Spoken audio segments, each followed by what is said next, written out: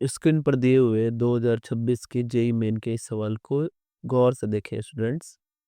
इसमें Dumas method है और हमें N2 का एस्टिमेशन करना है। अगर आप एक बात गौर से देखें तो आपको यह दिखेगा कि यहाँ एक्वस टेंशन दिया हुआ है। आखिर इस एक्वस टेंशन को हम यूज कैसे करें और डाल्टन्स के पार्शियल प्रेशर में कैसे दो अलग अलग गैसों के प्रेशर को ऐड किया जाता है। तो आइए एक्वस टेंशन के मीनिंग को डिकोड करते हैं। देखिए क्या होता है।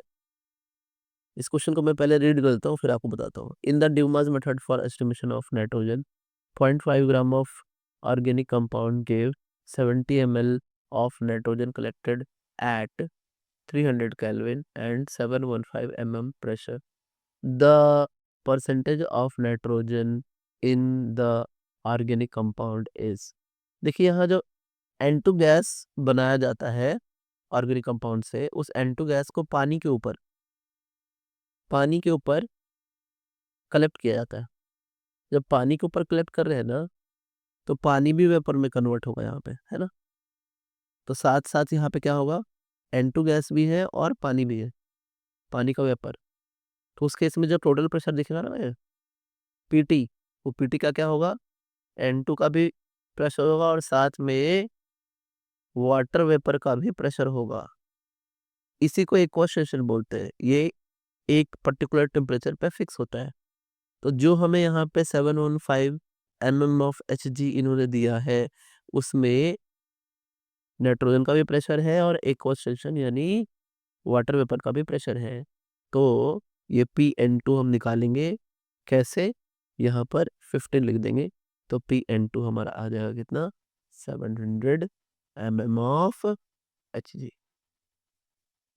यही मेन बात थी स्टूडेंट्स कि एक्वस टेंशन को कैसे डील किया जाए। नाउ क्योंकि ये mm में है, तो मुझे ये पूरा उम्मीद है कि आपने फिजिक्स में पीवी को एनआरटी जरूर पढ़ा होगा, एमएमओएफजी जरूर पढ़ा होगा, क्योंकि केमिस्ट्री में तो अब जेई से इसको हटा दिया गया है।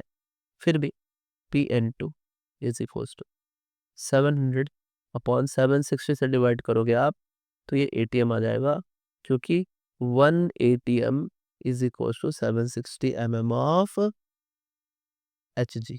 ठीक है, अब आगे की बात देखते हैं। हमें और कौन कौन सी वैल्यूज दी हुई है। वॉल्यूम दिया है जो कि है 70 ml, इसको लीटर में कन्वर्ट कर लेंगे तो 70/1000 दैट इज 7 × 10⁻⁻² लीटर। ठीक है, और हमें टेम्परेचर गिवन है, टेम्परेचर ऑलरेडी 300 केल्विन गिवन है। ठीक है, आर की वैल्यू हम जानते हैं 0.0821, लेकिन थोड़ा इजी कैलकुलेशन करने के लिए हम 1/12 ले लेंगे। ठीक है, ATM litre mole inverse kelvin inverse, है ना, 1/2 ले लेंगे। तो रफ कैलकुलेशन कुछ आ जाएगा, हमारा इजी रहता है कैलकुलेट करने के लिए। अब देखिए हमें जब पता है PV is equals to nRT। ठीक है, प्रेशर नाइट्रोजन का होगा, है ना, सब कुछ नाइट्रोजन का ही रखेंगे। तो N इज इक्वल्स टू क्या होगा, PV/RT। ठीक है, आइए सारी वैल्यूज को रखते हैं। प्रेशर हमारा आया है 700/760। वॉल्यूम हमारा आया है 7 × 10⁻⁻² इंटू, अब देखिए नीचे हमें रखना पड़ेगा 1/12 और यहाँ 300 रखना पड़ेगा। जब आप इसको थोड़ा सा सॉल्व करें तो आपको ये दिखेगा, ठीक है, कि ये मिलकर के बन जा रहे हैं 7 × 7 × 12 अपॉन 760 × 300। नीचे सॉल्व करें अगर आप तो ये 49 × 12 और यहाँ 760/300, तो ये सॉल्व करने पर अप्रोक्सीमेटली 0.0026 आएगा number of moles of nitrogen. फिर हम इसको वेट बना लेते हैं, वेट ऑफ नाइट्रोजन बनाते हैं। हमें पता है कि नंबर ऑफ मोल्स को मॉलिक्यूलर वेट से मल्टीप्लाई करें, है ना, तो वेट आता है। ठीक है, तो ये 0.0026 इंटू, है ना, मॉलिक्यूलर वेट से मल्टीप्लाई करेंगे तो ये 28, और ये हमें देगा 0.0722। अब ये तो आ गया हमारा ग्राम।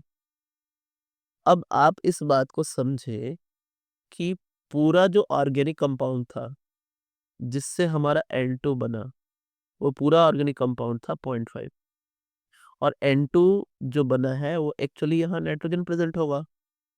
ठीक है, तो इसलिए अब जो हमारा परसेंटेज ऑफ नाइट्रोजन आएगा वो होगा 0.0722 बाई 0.5 इंटू 100, जो कि आएगा 14.65। राउंड ऑफ कर देंगे तो ये आ जाएगा 15%। ठीक है, तो हमारा आंसर होगा 15%। ये एक न्यूमेरिकल बेस्ड क्वेश्चन है। अब मैं आपको यहाँ गोल्डन रूल देता हूँ, देखिए समझिए। जैसे ये ऑर्गेनिक कंपाउंड है तो ये प्रिंसिपल ऑफ एटॉमिक कंजर्वेशन को फॉलो करता है, या हम कहें कि ये फॉलो करता है लॉ ऑफ मास कंजर्वेशन को। आप इस बात को समझें कि जितना भी N2 बना है वो ऑर्गेनिक कंपाउंड से बना है, यानी यहाँ number of atoms of nitrogen exactly same है N2 में नंबर ऑफ एटम्स के। तो the atoms neither be destroyed nor produced during, हाँ ये बहुत इंपॉर्टेंट है, during a chemical reaction. Yes, किसी केमिकल रिएक्शन में एटम को नहीं डिस्ट्रॉय किया जा सकता है और नहीं प्रोड्यूस किया जा सकता है। यही पीओएसी भी है और यही लॉ ऑफ मास कंजर्वेशन भी है। सो स्टूडेंट्स, हमारा आंसर 15% है। Thanks, subscribe for more.